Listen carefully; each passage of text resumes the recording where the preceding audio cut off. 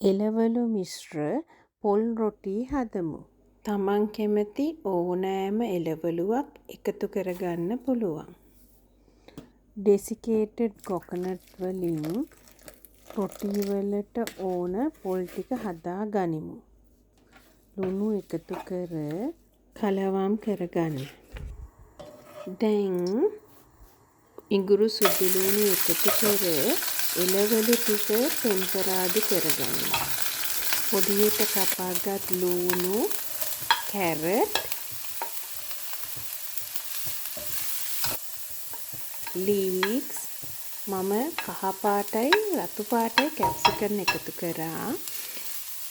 ඒකටම ලුණුත් එකතු කරගෙන උයා ගන්න. දැන් එළවලු ටික තැඹුණට පස්සේදී කෑලි මිරිස්, ගම්මිරිස් ටිකකුත් එකතු කරා. මේ මිශ්‍රණය නිවුණට පස්සේදී පොල් මිශ්‍රණයට එකතු කරගන්න. දැන් අතින් හෙමින් කලවම් කරගන්න. මේකටම බටර් මේස හැන්දක් එකතු කරගත්තා.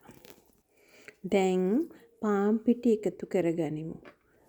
මම ප්ලේන් ෆ්ලාර් වලින් 1 කප් එකයි බිත්තරයකුයි හෝල් මීල් ෆ්ලාර් වලින් කප් භාගයකුත් එකතු කරගත්තා. දැන් රොටි මිශ්‍රණය හරි.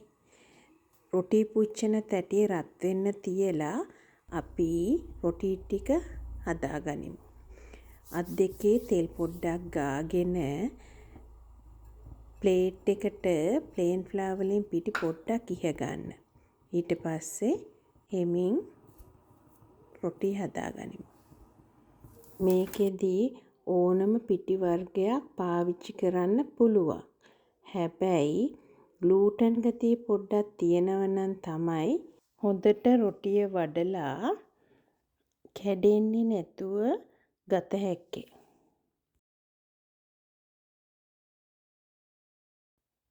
මම මේ ප්‍රමාණ වලින් රොටි 5ක් හැදුවා. මේ රොටිය එළවලු කන්නේ නැති දරුවන්ට උනත් හොඳයි. ලන්ච් බොක්සස් වලට දාන්න ගන්නත් පුළුවන්. රෑ කෑමට, උදේ කෑමට හදන්න ලේසි.